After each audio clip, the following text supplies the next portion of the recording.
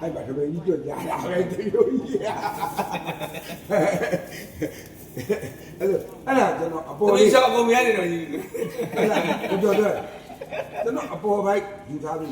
တိုင်းမန္တလာမြို့တော်ကြီးမှာမန်းစီဒါအခုဘုရားကျွန်တော်ပြရရတယ်ရေးပြီဤတော့ကျွန်တော်အဲ့နှုတ်ခွန်းဆက်ပါတယ်လက်ကလေးပြလို့နှုတ်ခွန်းဆက်ပါတယ်ဟုတ်ကဲ့လက်ကလေးပြလို့နှုတ်ခွန်းဆက်ပါတယ်ဟုတ်ကဲ့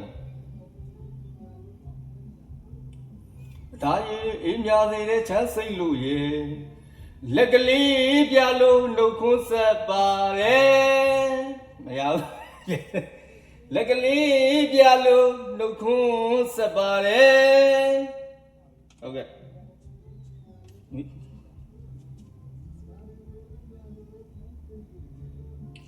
လက်ကလေးပြလို့နှုတ်ခွန်းဆက်ဟာနှုတ်ခွန်းဆက်